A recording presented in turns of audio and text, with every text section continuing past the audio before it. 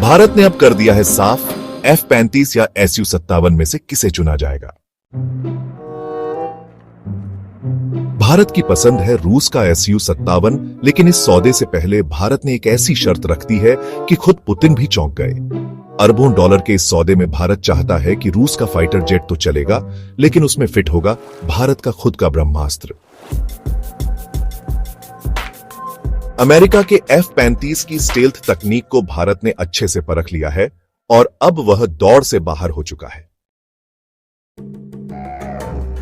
दुनिया भर की खुफिया एजेंसियों की नजर इस फैसले पर टिकी हुई है, क्योंकि भारत अपने स्वदेशी रडार सिस्टम को रूस के सबसे हाईटेक सिस्टम पर भारी मान रहा है। सवाल है, आखिर ऐसा क्या है भारत के पास जो उसे दुनिया का सबसे आधुनिक गैलियम नाइट्राइड रडार सिस्टम कहने पर मजबूर कर रहा है, जिसे वह Su-57 में लगाना चाहता है। साल 2025 का भारत अब किसी भी खतरे से निपटने को पूरी तरह तैयार है।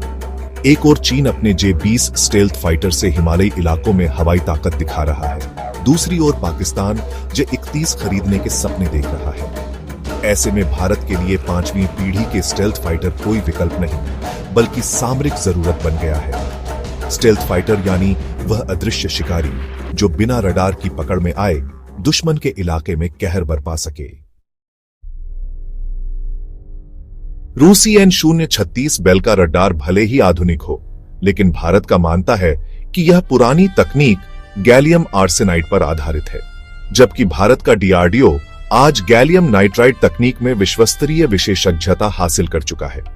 भारत का कहना है कि GS आधारित रडार भविष्य की जरूरतों जैसे लंबी दूरी तक सटीक ट्रैकिंग, ऊर्जा की कम खपत और दुश्मन की जैमिंग से बचने में सक्षम नहीं है। वहीं GN आधारित रडार इन सभी क्षेत्रों में कई गुना बेहतर है। गैलियम आर्सेनाइड यानी GS को समझिए जैसे पुराना हैलोजन बल्ब, ज्यादा गर्म, ज्यादा बिजली की खपत और सीमित उम्र, जबकि गैलियम नाइट्राइड यानी GN तकनीक LED जैसी है, तेज रोशनी, कम ऊर्जा, लंबी उम्र।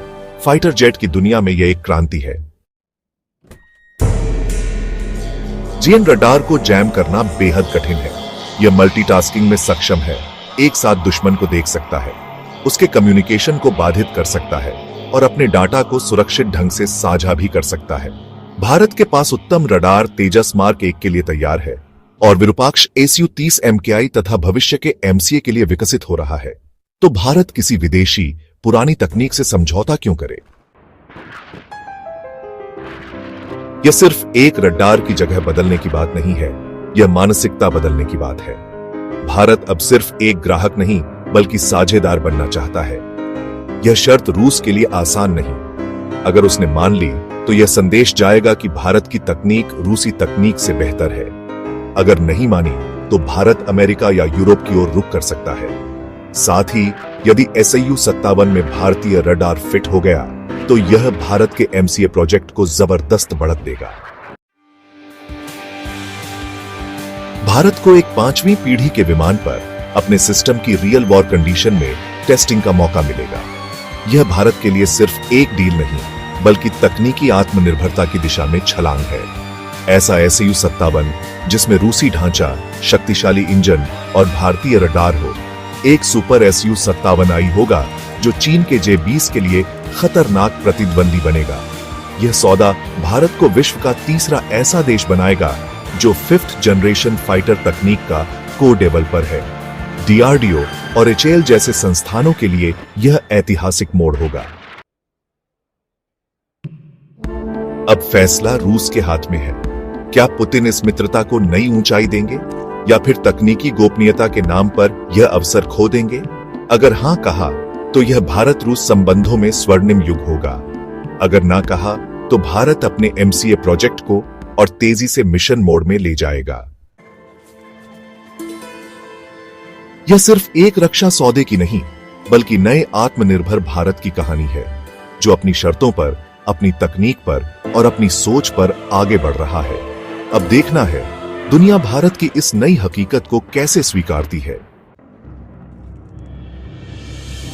क्या आप तैयार हैं भारत के इस सुपर स्टेल्थ शिकारी को देखने के लिए? अपनी राय नीचे कमेंट में जरूर बताएं। वीडियो को लाइक, सब्सक्राइब और अपने दोस्तों तक जरूर शेयर करें। जय हिंद, वंदे मातरम।